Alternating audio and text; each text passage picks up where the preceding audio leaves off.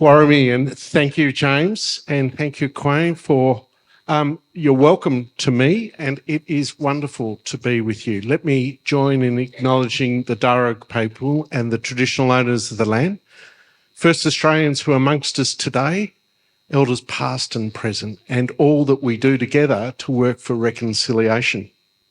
I'm new at this, as James has just said, so a bit like you, a bit new at this as well, but I think together we can do something special.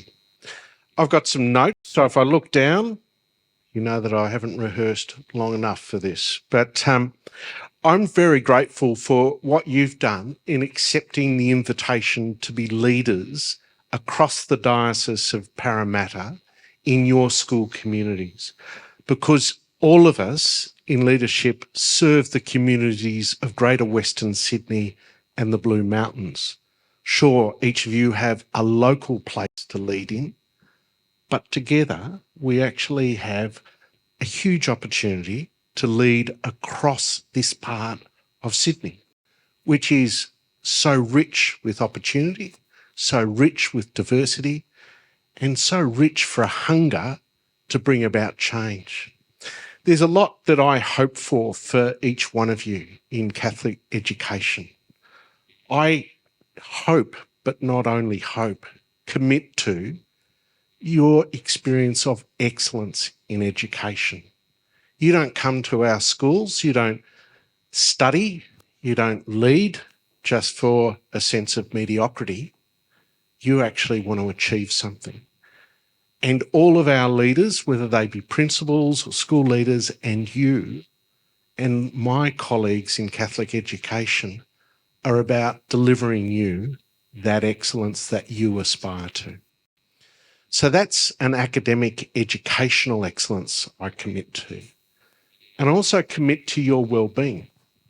There are so many of us who might have come here this morning who've left a home where it's been tough. It may have been a tough morning for some of you. It may be a tough morning for some of your friends back at school.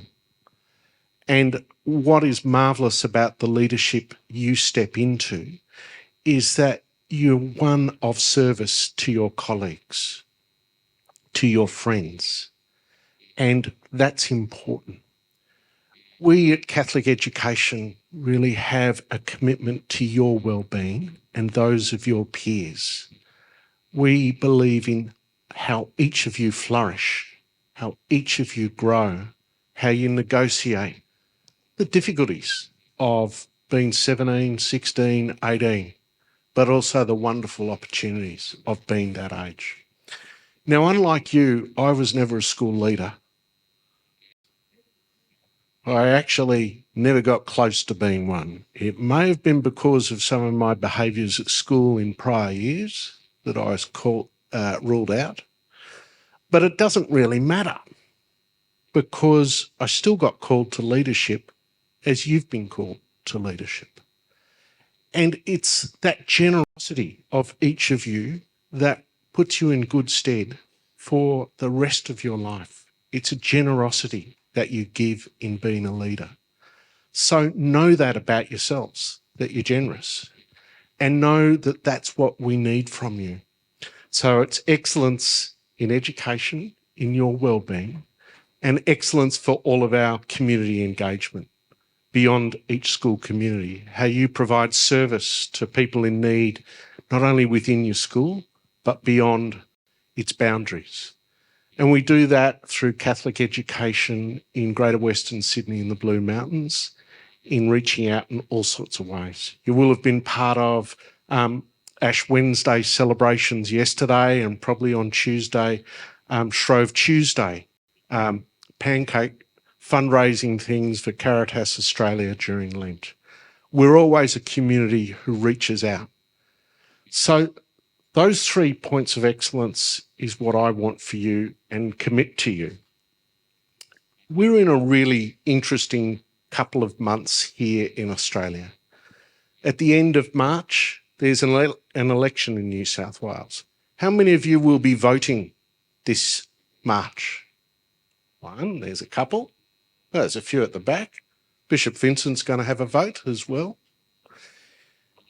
I want each of your schools to be robust spaces for public engagement, that you talk with your peers about what a good society looks like. Elections to representatives to government are about the duty and obligation each one of us has to participate and build the good society. So make sure, even if you're not voting, that you facilitate open, respectful and robust conversations about what a good society can be. The second really important thing, and probably even more important than the March election in New South Wales, is the referendum on the voice this year, the voice to the Parliament and voice to government for First Australians. Now, that referendum where you have an opportunity to vote will bring about a few more of you into that voting for the first time as young adults. And it's very important, this one, because this is once in a lifetime conversation, referendum change, and most importantly, a change for Australia. So in Catholic education, in the Catholic Diocese of Parramatta, in the Catholic Church in Australia, we have made commitments to support not only the aspiration, but the concrete demands for justice for First Australians enshrined in the Uluru Statement.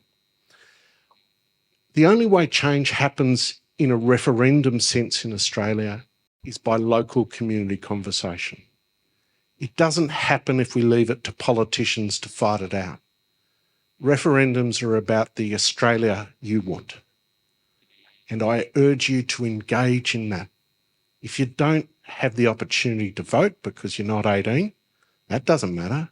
You are people of influence in your school communities, with your teachers, with your principals, with your families and beyond. Be part of those conversations. One of the things we often talk about in leadership in our tradition is about the mind, the heart and the hands. I want you to use your brains every time as leaders. I never want you to surrender the opportunity to use your imagination, to engage with ideas. That's what education is about. It's bringing out your curiosity, your demand for the pursuit and exploration of truth and the values you hold dear. So that's the use of hand. In our tradition of Catholic education, it's about our hearts as well. It's about our compassion and relationships with one another. So as a leader, what we often see in Australia and globally has been a lack of love for people. We've seen the decline to just bashing one another up as leaders. And we see that most horrifically in the war in Ukraine. But we see it in other parts of our society. We've seen it as women and young women have stepped forward in regard to the consent debate, that they don't want violence against them. They want compassionate, loving relationships, not exploitation.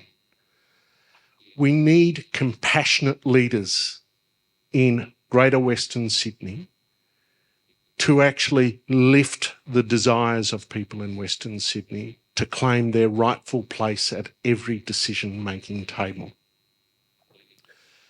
And the third thing is about your hands. It's what you do. People like me can speak, but what do? Do I actually go out and engage with young people? Do I go out and meet the teachers who work with you? Do I go out and visit those who are on the margins of our society? Do I visit and give voice to those who are voiceless and silenced?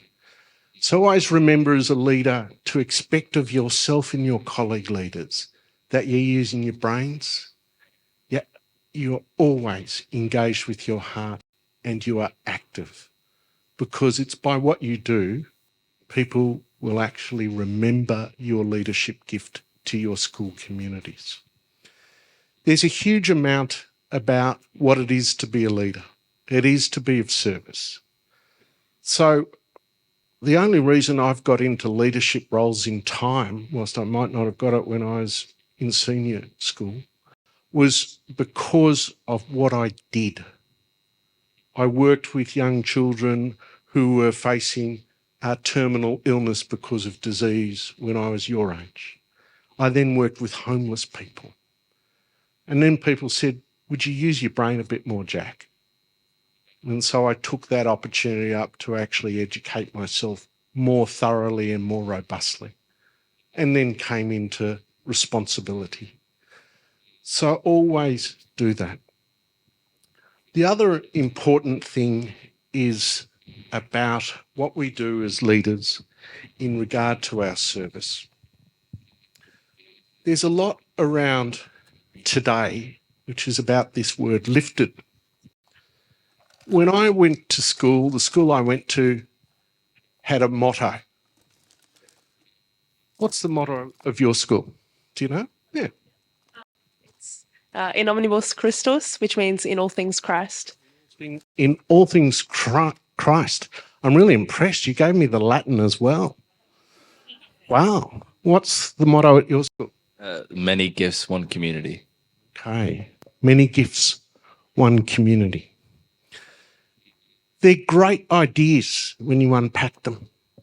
So at my school, it had a Latin tag as well. Sursum corda. Wouldn't mean anything to any of us. But what it does mean is lift up your hearts. Lift up your hearts. And so this theme of lifting, lift up your minds and your aspirations. Lift up your hearts and lift up your voices. That's what leadership is about. Lift up your communities of Greater Western Sydney. So thank you for all that you are doing as leaders. I wanted to say to Jen and Monty, I also am a Melburnian. And Monty, our dog was called Monty.